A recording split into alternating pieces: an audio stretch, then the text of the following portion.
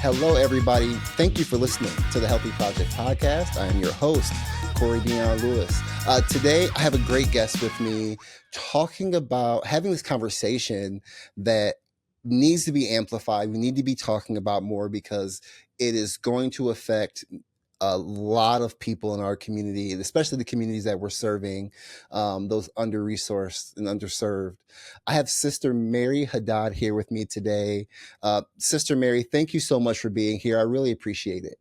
It's a joy to be with you, Corey, and thank you for all that you do to highlight these important issues. Yes, we have to. Before we start really getting into the conversation, can you tell the people a little bit about yourself, who you're here representing, and what I would love to know what gets you up in the morning. Sure. Well, what I was going to start with by saying, maybe this is why I get up in the morning. Corey, I'm a Sister of Mercy. I'm been in the community for just over 40 years, so I have a long history of working in a variety of different capacities in education, in social work, and now in healthcare. I am the president and CEO of the Catholic Health Association of the United States. I've been serving at CHA since 2009 and have been in this role since 2019, right before COVID. And we represent Catholic hospitals, Catholic clinics, health systems, long-term care facilities across the United States.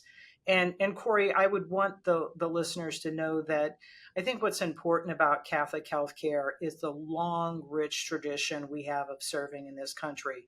We actually, kind of pinpoint our foundation in 1727 when the first Wow. sisters arrived from France into New Orleans. And, we have a history, this long legacy of caring for people who are poor, marginalized, those who are uninsured.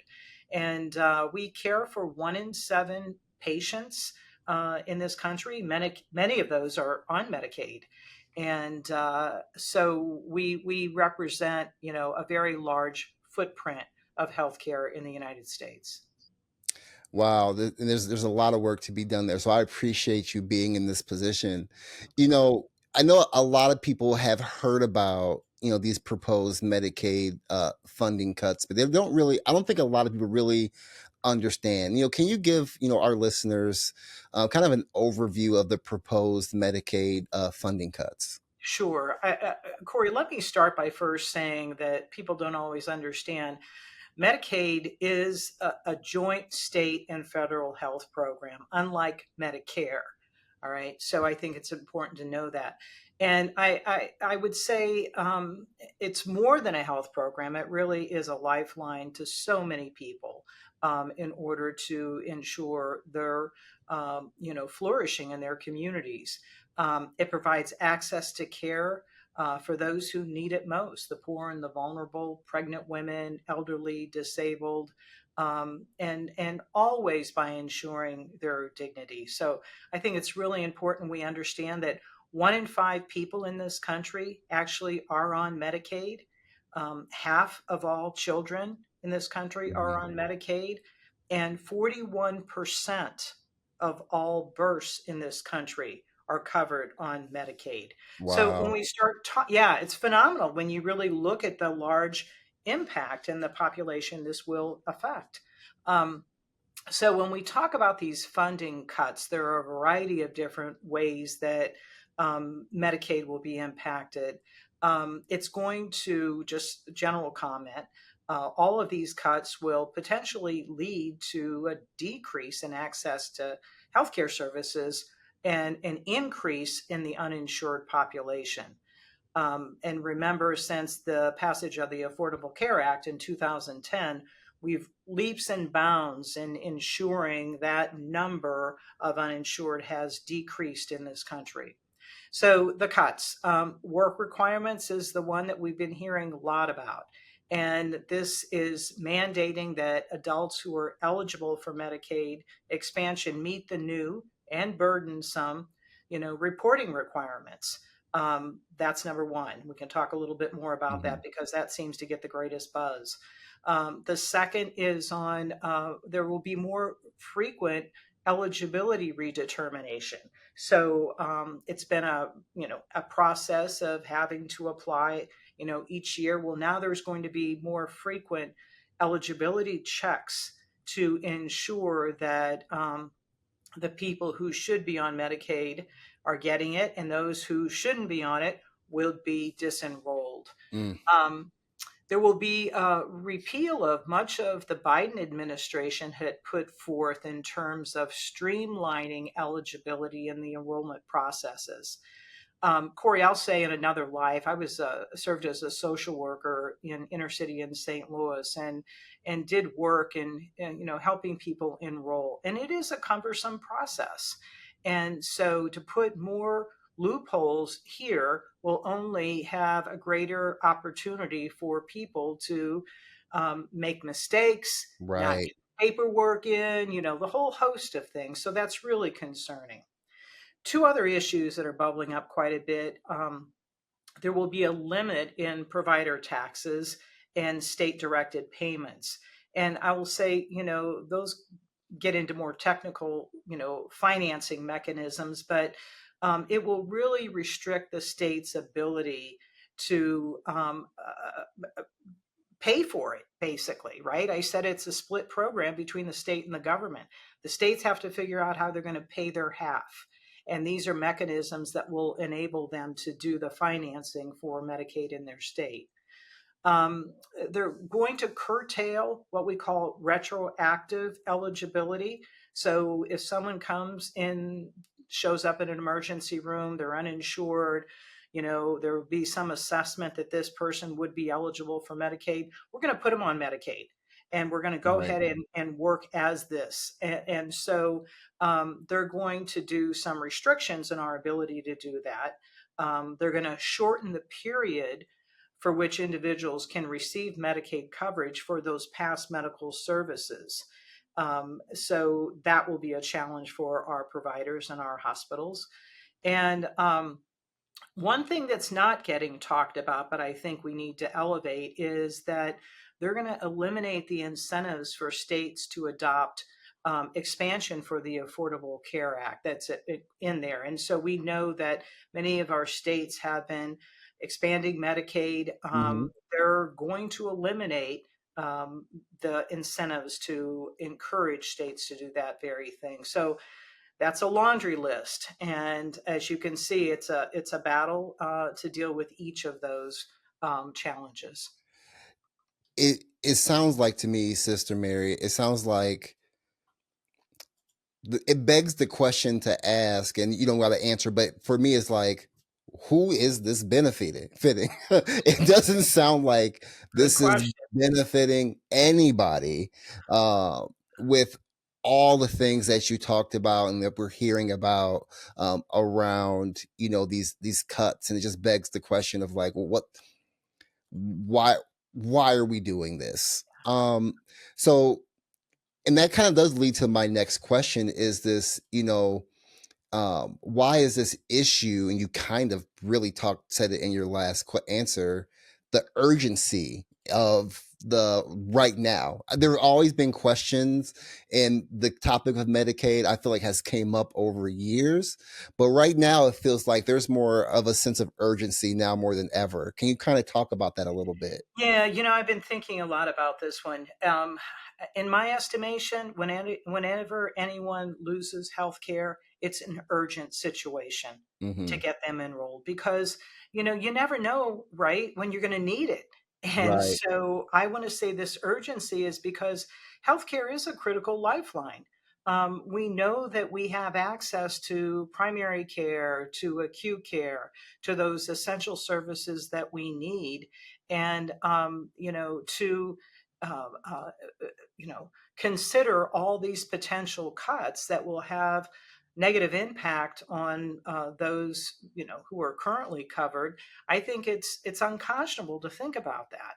So as I said earlier, Medicaid really is a lifeline. People depend on it, and we know that people who are low income, who are more challenged in a variety of ways around social factors, whether it be on housing or whether it be employment, a whole host of things, you know, it's critical lifeline for them to ensure that they at least have health care.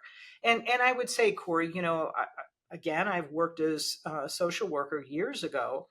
I've seen situations where people were just one paycheck away from, being on, being on supplemental services, Yeah. being on, food stamps, being on Medicaid. So it's urgent, it's concerning, and it's, as I said, unconscionable that this is happening now in our country. Yeah, and the CBO estimates that over and I'll make sure I have this linked in the description of this episode, but the CBO estimates that over 10 million people could lose Medicaid coverage. Yeah. Who are the people most at risk? Right, right, right. Well, as I said, nearly 80 million people are actually enrolled, Mm, so, consider that. So, 20% of the US population is on Medicaid. I mean, 1 in 5 individuals, 36% are children, 10% are disabled. Those are the ones who are going to be impacted.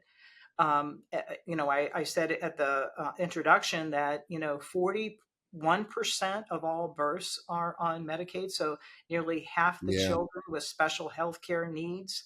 We're going to see our seniors, our nursing homes.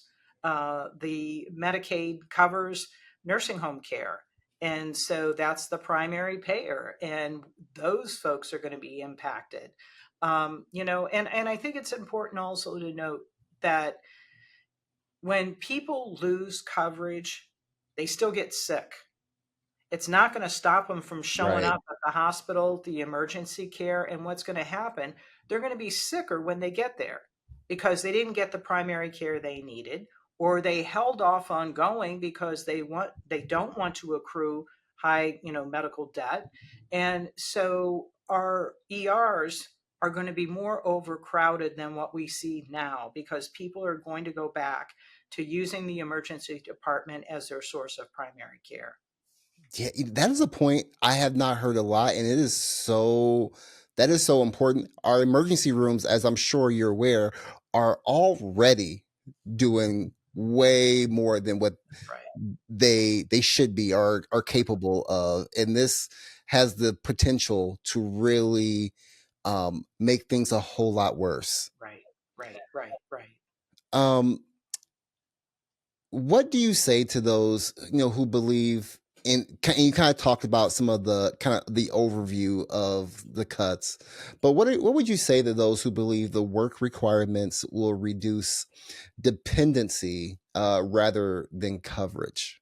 Yeah. Well, I think we need to delve into this whole notion of these, who's actually not working. Mm, We're seeing a lot of reports that saying this is being overinflated, that unemployment rate in this country is at the lowest it's been in more than 50 years. And so, I tend to think that these work requirements is, it's trying to solve a problem that doesn't exist, to be quite honest with mm, you. And I think it's deflecting people because everyone would say, of course, everyone should have a job. They should be gainfully employed. And we go back to this, we're not given handouts.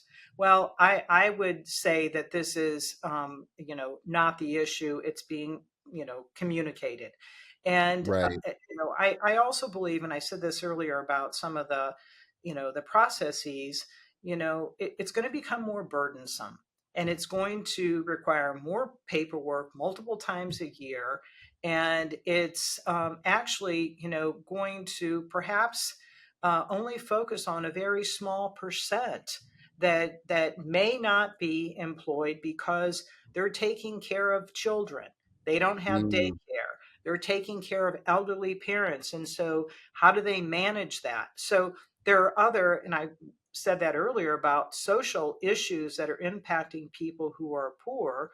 that we're not thinking about in terms of the full understanding of, what's happening in their lives and how do we help individuals manage it. Because you take them out of the household and say you've got to go work, then what's going to happen to those children and those elderly who are in need of care? So there's a ripple impact there that we'll be see happening. Yeah, is going to just make things worse for vulnerable populations.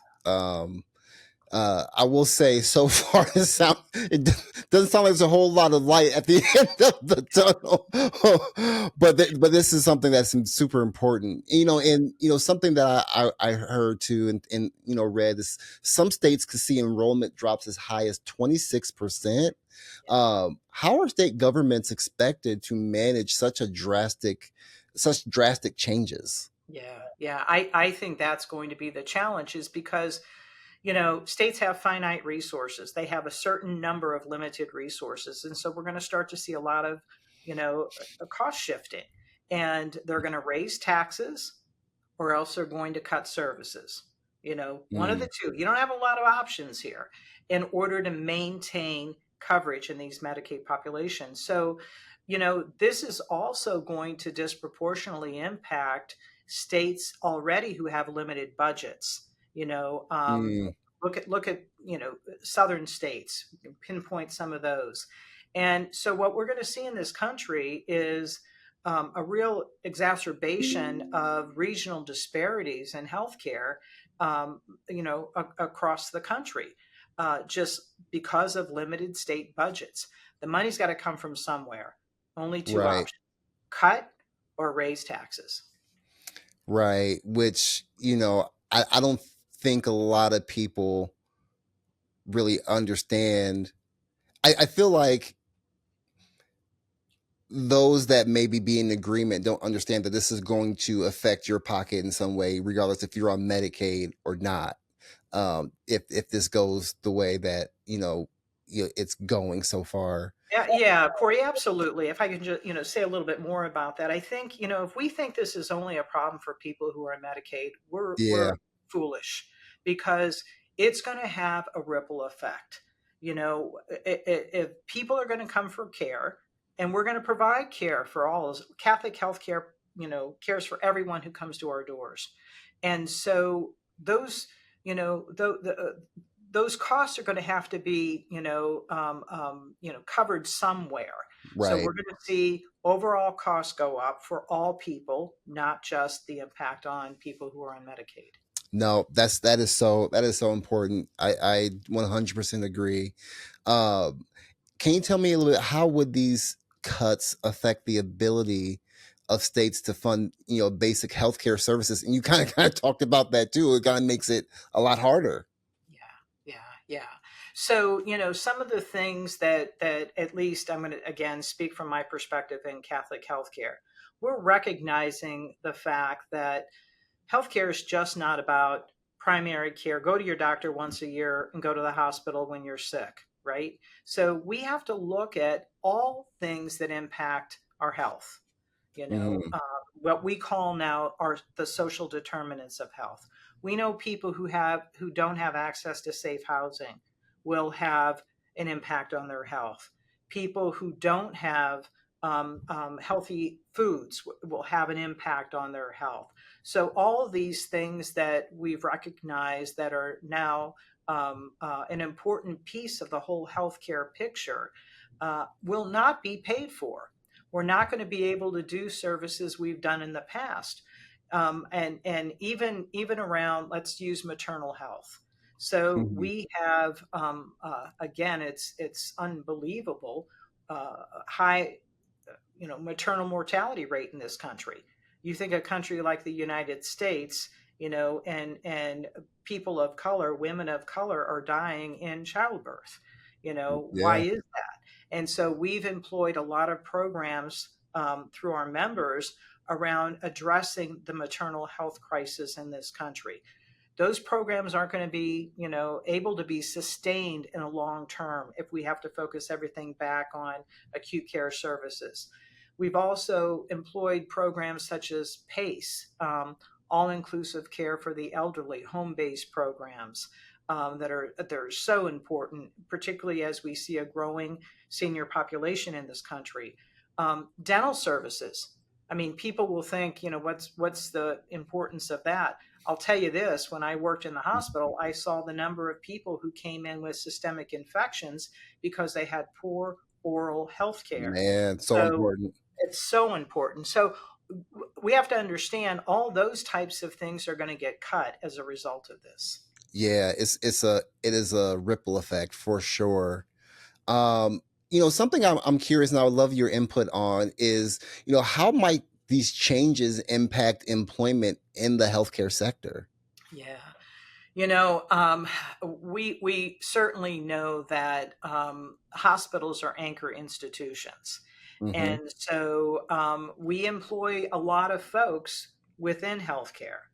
And so if we're starting to see services being cut, hospitals closing as a result of this, which could happen, that's going to have certainly an impact on those employed in the healthcare industry. So it will again have a ripple effect, and we're going to see those types of impact are going to happen more, I would say, in rural communities and underserved communities. We saw it with COVID, Corey. We saw Hmm. that as a result of the stress on our hospitals during COVID and thereafter, it had an impact on their abilities to be able to continue a healthy financial balance Correct. sheet. Right.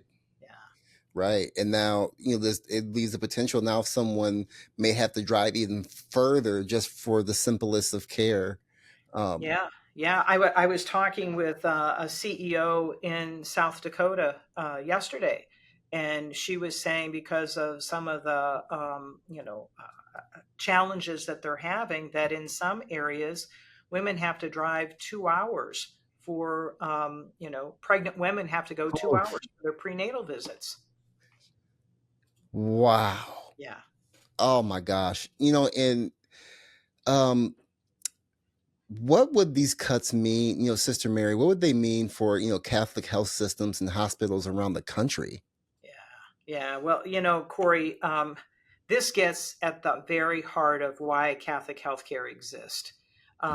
When I said the sisters came to this country in 1727 to care for people in need, and we've continued that. So, it will really, it strikes at the heart of our mission.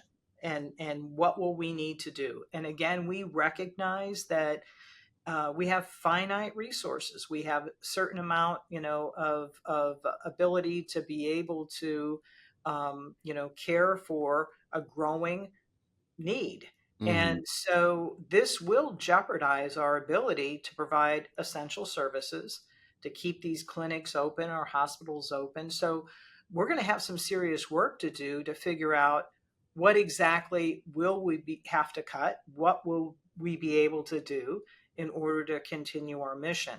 And I think we've gone through critical points in our history. It may not be around funding cuts. It could have been around many, many other things.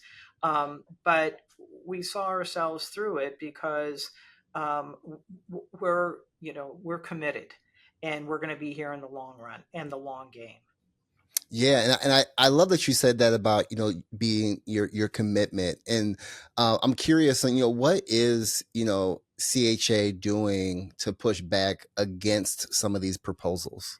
Yeah, so we have always been, it's been part of our mission, and certainly part of our strategic plan through the years, that Medicaid is essential. And so we have, probably maybe around the time of the ACA, had put forth a plan called Medicaid Makes It Possible campaign, where Mhm. we create a lot of advocacy tools for our members to utilize to ensure that Medicaid is protected. So that's ongoing work that we've always done. We bring our members together for fly-in days to Washington, D.C., where we help educate, give them the tools they need. We go to the Hill and make visits and really try to educate. I think it's all about educating people. I don't think they would understand the whole complexity of this because it's a very complex industry. We've engaged our religious sisters, in basically telling the story. I think Mm. they can be quite persuasive. And because they are religiously vowed women, they carry a certain amount of um, um, the moral voice, I would say, of the church. So I think that's important that people do believe them. I want to say we work closely with the Catholic Church as a whole, with the Bishops' Conference. We also, I'm very pleased that this year that CHA had been elected chair of the Partnership for Medicaid. And that coalition is comprised of 25 organizations representing clinicians, healthcare providers, safety net plans, and we're leading that charge.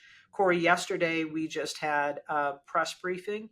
Hmm. We've been doing virtual press briefings the past month, and again, trying to get the information out to the media because that's key. So, host of things are being done by CHA.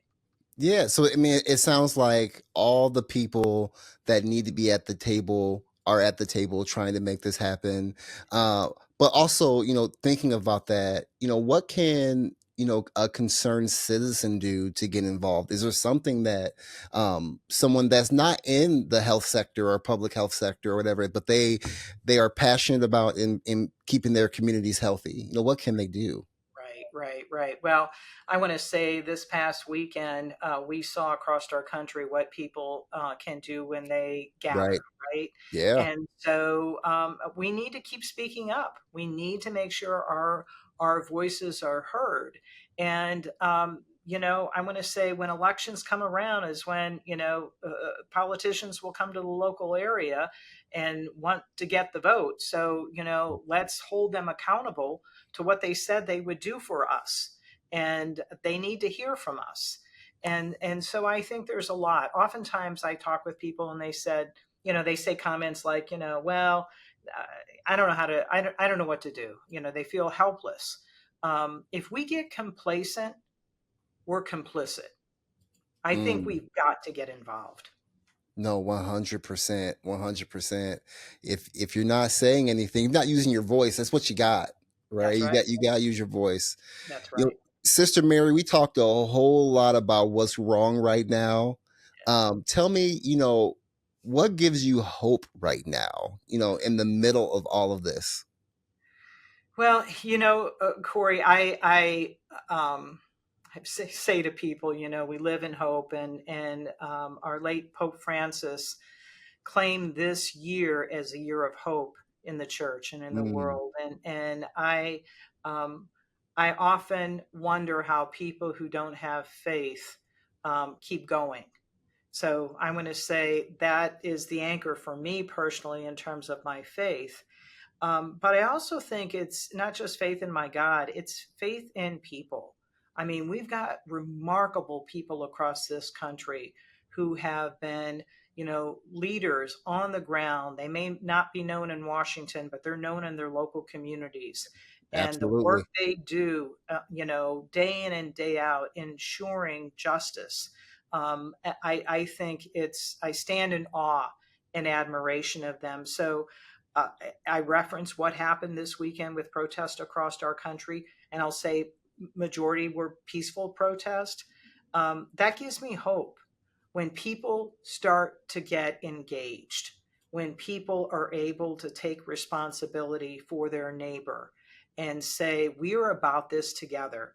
In Catholic healthcare, we often talk about two pillars being, respect for the person, human dignity, and the common good, that we come at this together, that we are individually, the whole is only as good as the individual. So we come together and advocate for those in need, and I think that is inspiring and gives me hope.